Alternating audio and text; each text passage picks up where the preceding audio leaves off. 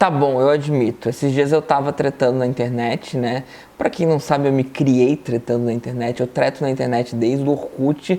Por algum motivo eu trago isso pouco aqui, tá? Mas dessa vez não deu. Eu tava discutindo, né? Alguém fez algum post sobre vacina, etc.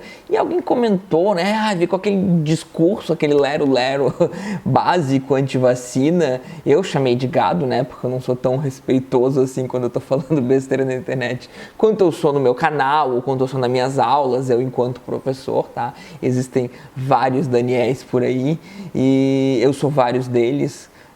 Então eu chamei de gado mesmo, não vou, não vou negar. E daí a pessoa falou: você está querendo me associar aos seguidores do pior presidente da história. Quer dizer, o cara não era nem bolsonarista, né? O cara considera o Bolsonaro o pior presidente da história e ainda assim é antivacina. E ele começou com o papo dele e falou que, né, os antivacinas são corajosos questionadores, etc., porque a mídia, blá blá blá, não quer te enganar, etc., né? Então, como isso vai além, né? Se fosse só bolsonarismo, seria bastante simples, talvez nem merecesse esse vídeo, mas ficou assim forte, assim, o fato de que até pessoas que consideram o Bolsonaro o pior presidente do Brasil são capazes de serem antivacina, tá? E isso também dá para explicar e dá para algum comentário, eu acho que eu posso fazer algum comentário sobre isso, que seja minimamente relevante para vocês. Mas antes de tudo, para quem está chegando agora, eu sou o professor Daniel Cidade, eu sou professor de filosofia, eu queria convidar vocês a se inscreverem no canal, deixar aquele like maroto, ativar o sininho e quem quiser contribuir com o Apoia-se, inclusive queria agradecer quem já está contribuindo, acabei de fazer um vídeo, quem está contribuindo com o Apoia-se, vai lá ver o vídeo que eu fiz sobre o Apoia-se, que é bastante interessante, então vamos voltar ao tema. A simples existência de pessoas anti-vacina não é um fenômeno que a gente possa atribuir ao Bolsonaro, tá? O Bolsonaro é um momento histórico, responsável sim por grande quantidade de casos de pessoas anti-vacina, mas o Bolsonaro não criou essa rejeição às vacinas, o Bolsonaro não criou o negacionismo científico. O Bolsonaro é alguém que pega isso que já existe, tá? Ele não criou nada, absolutamente, mas ele pega a homofobia, o negacionismo, o anti-vacina, um monte de coisas que já existe e utiliza-se de maneira precária, de maneira tosca, de maneira mórbida, de maneira genocida muitas vezes desses elementos, tá? Então isso precisa ficar claro, né? Já tivemos uma revolta anti-vacina, foi preciso de certo autoritarismo, inclusive, um autoritarismo que salvou vidas, então as coisas nunca são tão simples, tá? Eu sou muito contra autoritarismo, mas às vezes é mais autoritário ainda você colocar uma população que não tem as ferramentas para entender o que está acontecendo, né? Deixar elas à mercê de doenças que vão exterminar ela, do que forçar elas a tomarem, então, algo que vai fazer bem para elas, tá? Isso daqui eu sei que é bastante discutível, bastante problemático e espero que problematizem para que a gente possa continuar discutindo, tá? Eu tenho posições políticas bastante fortes e bastante contrárias ao modo como as pessoas argumentam politicamente, né? Eu sou pós-moderno, então eu acredito que eu penso de maneira diferente e que os principais argumentos clássicos que a gente vê por aí não estão muito por dentro de como funcionam as coisas. Então o que a gente precisa entender? Eu estava até pensando em fazer um vídeo sobre negacionismo científico, mas esse vídeo se impôs antes porque, enfim, tretas. Então o que a gente precisa entender? É muito comum os seres humanos serem negacionistas. Nós não temos um cérebro formatado para pensar cientificamente. É difícil e às vezes dói pensar cientificamente. Pensar cientificamente requer todo um projeto social, requer uma formatação do modo como o ser humano pensa. Então, a maior parte de nós, em algum grau, ou maior ou menor, pensamos ou não pensamos cientificamente.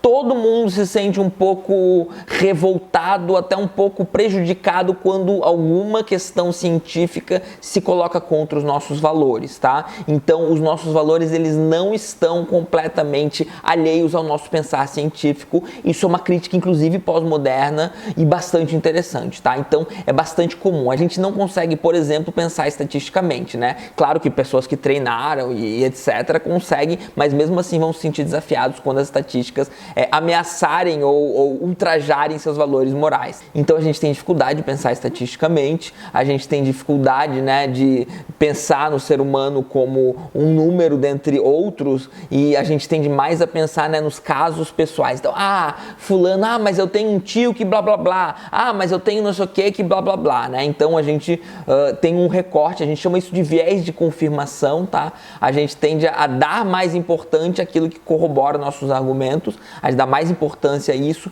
e a gente menospreza as coisas que não corroboram. Então com a vacina não poderia ser diferente, né? A medicina, a ciência que a gente está falando, né, a biologia, etc., não é uma ciência exata. Então se você pegar a bula de qualquer remédio, uma aspirina pode te matar. Você vai ver que existe sempre uma pequena estatística de algo ruim, de efeitos colaterais muito problemáticos. Tem gente falando, por exemplo, de infarto, né? Eu tava vendo, porque a vacina, infarto, blá, blá, blá, blá, blá. Mesmo sem provas científicas, tá? A questão é, mesmo que houvessem provas científicas, antipsicóticos, remédios psiquiátricos, remédios para quimioterapia, remédios para mal de Parkinson e mais uma série de outros remédios também podem causar infarto, tá? Mesmo que fosse comprovado que a vacina esteja causando infarto, né? Se é uma porcentagem minúscula, isso faz parte dos acontecimentos, isso faz parte da ciência, isso faz parte da medicina. Ciência, a biologia que permite a medicina nunca foi uma ciência exata. No entanto, a gente tirou a humanidade de uma expectativa de 20 anos para uma expectativa de 70 e poucos anos. Isso é bastante coisa, isso é muito importante e isso importa mais do que fulano ou ciclano que tem uma história para contar. Isso é tentar pensar um pouco de maneira científica. Embora também tenha seus problemas o pensar estatístico, o próprio Foucault vai problematizar isso quando falar de biopolítica, não vou falar disso agora. O que a gente precisa entender é que esse pensar científico requer que a gente seja honesto, que a gente seja inclusive corajoso, tá? Não como os anti-vax, né? Mas que a gente seja realmente corajoso para problematizar as coisas para além do modo pelo qual somos formatados socialmente para pensar. Então, o que importa na vacina é que ela está salvando centenas de milhares de vidas a um custo, um risco muito baixo. Esse risco nunca vai ser zero. Você sai de casa de carro, você tem um risco muito maior do que todas as vacinas que você tomou na sua vida, tá? As estatísticas para quem anda de carro são absurdamente altas e, no entanto, ninguém está dizendo que um pai que sai de carro com seu filho é um assassino. Mas os anti-vacina estão dizendo que você está sendo cobaia, está submetendo seus filhos a uma série de coisas porque não querem pensar cientificamente, porque preferem louvar a ignorância. Eles não são corajosos, tá? Por serem anti-vax, eles sabem que vivem numa sociedade onde você pode falar besteira que quiser. Muitas pessoas são inclusive louvadas pela besteira que falam, tá? A gente tá cheio de youtuber fazendo muito sucesso por sistematicamente propagar desinformação, falar besteira, fazer showzinho e mais um monte de merda. Eles também não são questionadores, tá? Esses argumentozinhos anti-vacina, que são anticientíficos, não pensam de acordo com objetivos, né, de uma civilização minimamente humanista, que trate a vida com algum respeito, tá? Eles não são questionadores, eles estão pegando discursos prontos a partir de uma série de desinformações e simplesmente reproduzindo. Eles partem, né? Eles partem de alguns fatos, inclusive, né? Que, por exemplo, a mídia e a indústria farmacêutica não são confiáveis e, de fato, são bastante problemáticos, tá? E, no entanto, eles defendem algo pior ainda, tá? Porque não existe a mídia, não existe a indústria farmacêutica por si só, existem laboratórios no mundo, existe certa concentração de poder aqui, certa concentração de poder ali, né? A Globo é uma concentração de poder midiática, grandes empresas farmacêuticas também são, mas a comunidade global de informação é algo muito maior e a gente consegue ter aí laboratórios bastante seguros que mostram a eficiência da vacina, tá? A gente consegue ter mídias alternativas também corroborando a informação do poder das vacinas e de como elas são importantes e, no entanto, entanto, né, existe aí até certo egocentrismo, certo narcisismo na figura da pessoa que se considera corajoso e questionador, quando na verdade está simplesmente reproduzindo um discurso medíocre, irresponsável